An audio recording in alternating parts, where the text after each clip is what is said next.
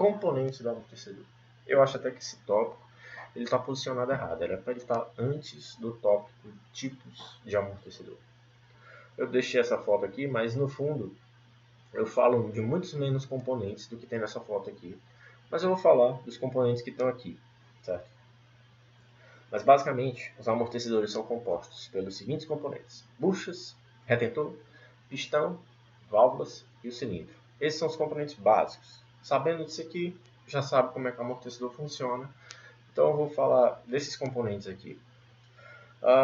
Adjustment Knob, Top Nut, isso aqui são as fixações, são os componentes de fixações desse amortecedor na carroceria. Esse aqui é um amortecedor estrutural, certo?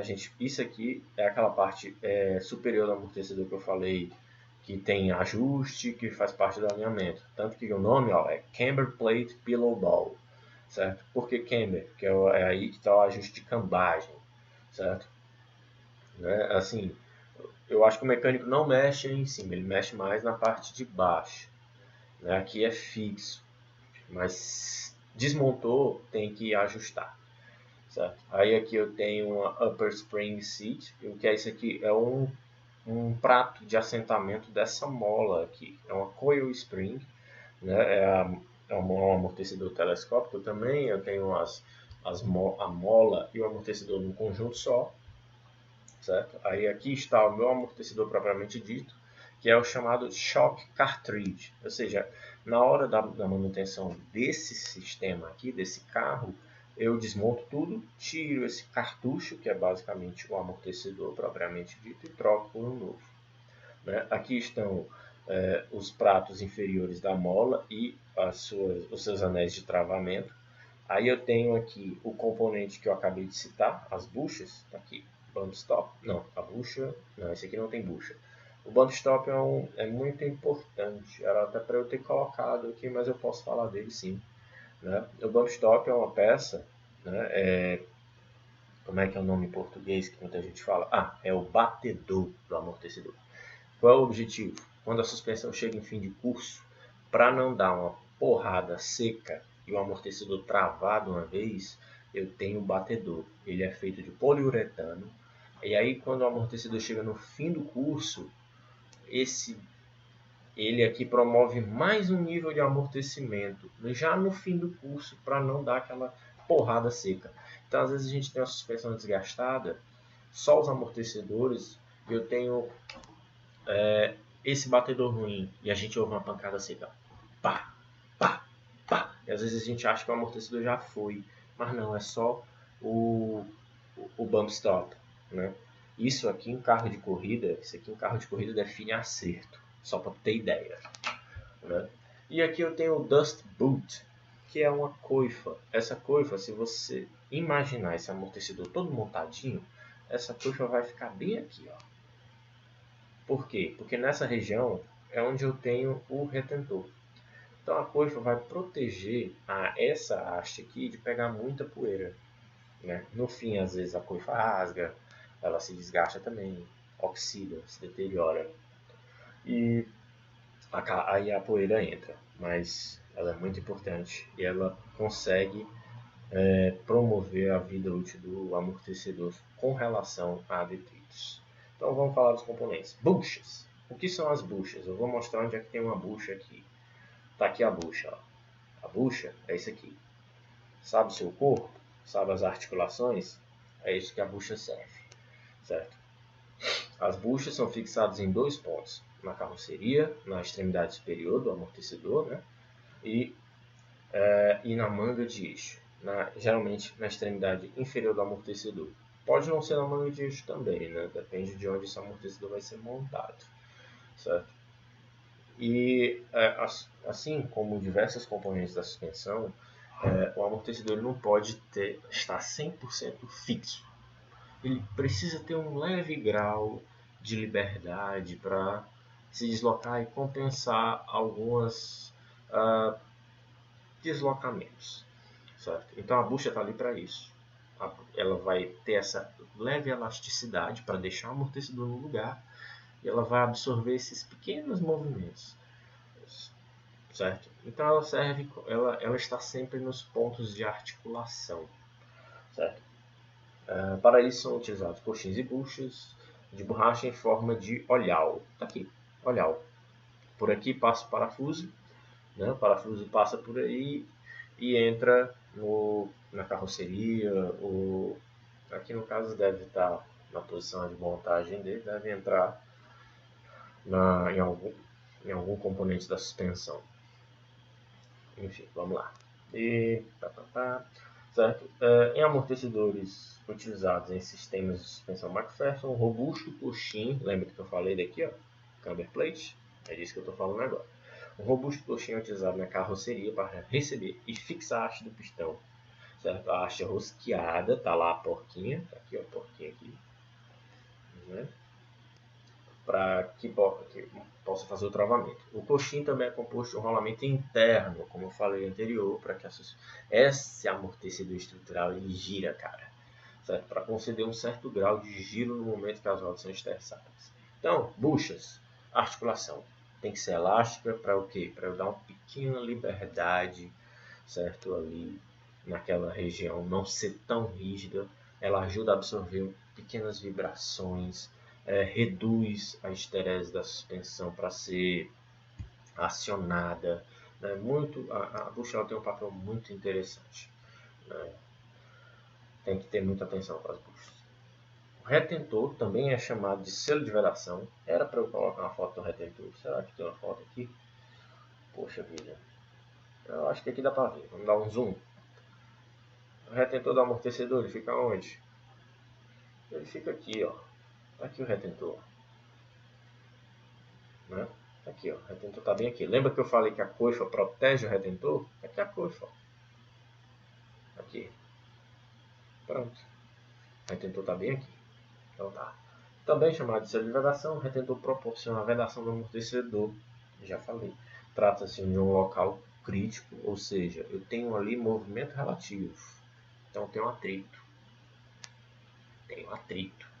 Deve ter o mínimo de atrito e suportar a pressão interna do amortecedor. Lembra daquele defeito lá do amortecedor a gás? Porque ele tem uma pressãozinha interna que fica pressionando o retentor. Né? Ou seja, aquele retentor ali ele tem que ser bem dimensionado. Além disso, impede impurezas que contaminem a haste do amortecedor, que através desta consegue danificar o retentor e permitir vazamentos e contaminações. Porque ele cria micro furos ali, micro rasgos ali no retentor. Uma areiazinha, uma pedrinha de areia, só o suficiente. E muitos ciclos de operação. Ele vai criar ali, o ar vai passar por ali, vai infiltrar e aí vai contaminando, vai oxidando, enferruja a haste. E aí pronto. A vida útil, ó, vai lá para baixo. Certo? Aí aqui eu falo um pouco também de como ele funciona. Aqui. Retentor na sua estrutura possui pequenos lábios. Quem já pegou um retentor sabe disso. Eu tenho uma coroa interna metálica que é uma molinha, né? E ela está por trás desses lábios, pressionando ali, né? Ela faz essa pressão ali para que os lábios fiquem naquela posição, certo? Eles se flexionam e impedem que o óleo vaze, certo? Passando por entre a haste e o retentor. Esses lábios também contribuem para impedir que essas impurezas contaminem o amortecedor, promovem a vedação do amortecedor, ajuda a manter a pressão interna em níveis adequados. Na base do retentor, um pequeno labirinto funciona como uma válvula de retorno. Este, quando pressionado pelo óleo, que retorna pelas válvulas do pistão, passa pelo retentor e retorna para o cilindro de gás, sendo um amortecedor de duplação. O ponto fraco do retentor é que um pequeno atrito, como eu falei, entre este e a haste do pistão gera resistência ao movimento do pistão, contribui para a esterese, atrito, desgaste e vida útil lá para baixo. Então, o pistão. Tá aqui, ó, já posso mostrar o pistão aqui. Aqui eu tenho a haste, tá aqui o pistão. Pistão e primary damping. Ele diz aqui amortecimento primário. É a válvula. Ele está citando a válvula, certo? Por isso ele chama de amortecimento primário porque essa válvula ela pode ter duas pressões de trabalho, eu tenho uma pressão para movimentos de alta velocidade, tenho uma pressão para movimentos de baixa velocidade, né? Isso aí, esse amortecedor deve ser um amortecedor muito bom. Eu vejo esse porte aqui, ó. Isso aqui é amortecedor de carro de corrida ou de carro esporte. Tenho quase certeza, porque aqui é para você colocar mais óleo. Então eu vou regular o amortecedor por isso aqui, né? Essa foto aqui que eu nem lembro de onde eu tirei. Então vá, pistão, o êmbolo, se movimenta dentro do cilindro, divide este em câmaras. Estas são formadas à frente e atrás do pistão, sendo zonas de alta e baixa pressão. Sempre alterna isso. Estou comprimindo, zona aqui em cima é de baixa. Estou expandindo, a zona aqui de baixo agora é de alta pressão, certo? E a zona de cima é de baixa. Então fica alternando, né?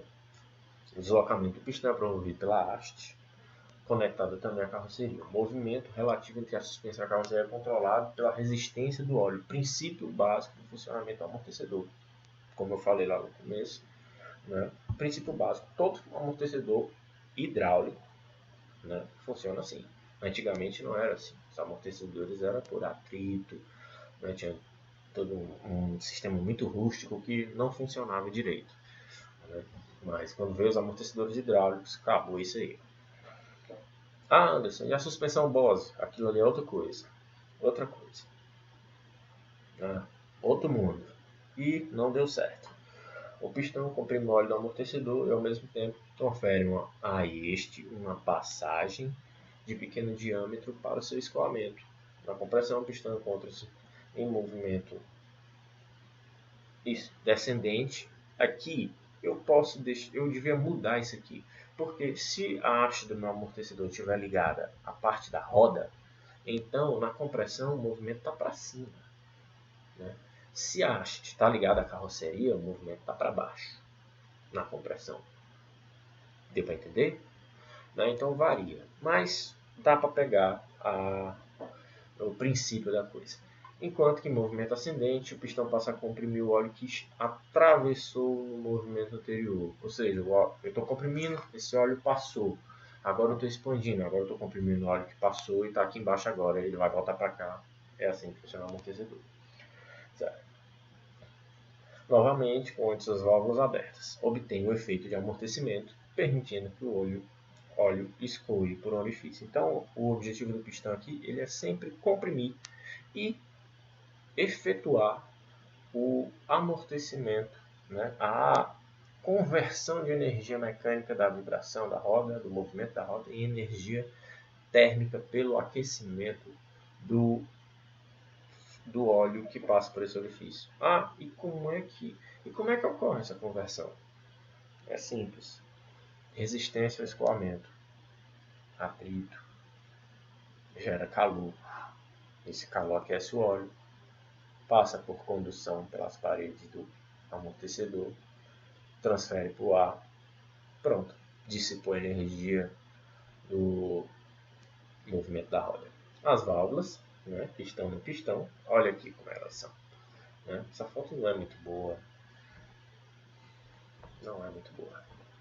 Enfim, estão localizados no pistão do amortecedor, permitem a comunicação entre as câmaras formadas pelo pistão dentro do cilindro quando este se desloca. As válvulas abrem e fecham, liberando e cessando a passagem de óleo de uma câmara para outra, certo? As válvulas elas são projetadas para abrir a uma determinada pressão.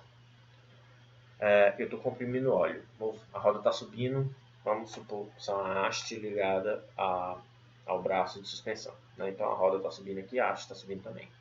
Então estou comprimindo aqui. Essa válvula ela é preparada para abrir uma determinada pressão, certo? E algumas são chamadas até de válvulas pré-carga, certo? Porque elas abrem quando a queda de pressão atinge um valor pré-determinado ou a pressão, não só a queda, mas o aumento de pressão também, né? Objetivando um maior amortecimento em oscilações de alta frequência, certo? Alta compressão, extensão rápida, aqueles movimentos abruptos, quando a gente cai num buraco, né? Ajuda muito isso aí. Mas também não é só isso, é quando a roda passa por uma elevação muito pequena. Então passou ali uma elevação muito pequena, passou relativamente rápido, então a roda vai subir e descer muito rápido, né? Então essas válvulas de pré-carga ajudam nisso, nesse movimento. Né? Quer dizer, a pré-carga das válvulas, né? Porque a válvula só tem uma. Cilindro. Bom, cilindro amortecedor, o que ele tem que fazer? Ele tem que lidar, ele tem que suportar a pressão interna. Simples. Suportar a pressão interna, a temperatura que o óleo atinge ali dentro, certo? Então, ele tem que ser feito de um material internamente, né? Primeiro, que troque de calor rapidamente e que a parte interna dele seja a mais lisa possível, rugosidade o mínimo, o que é impossível, mas assim, uma superfície muito lisa, ela é lisa macroscopicamente falando, mas microscopicamente falando, ela é muito rugosa, né? Então, ele precisa trocar de calor muito rápido para dissipar o calor do fluido, ou seja, ele precisa ter alta condutividade. E ele precisa ser, internamente, ele precisa ser bem lisinho, rugosidade baixa, né? Ou seja, a gente já pode dizer aí que na fabricação dele deve-se ter um controle de usinagem muito grande. Funcionamento.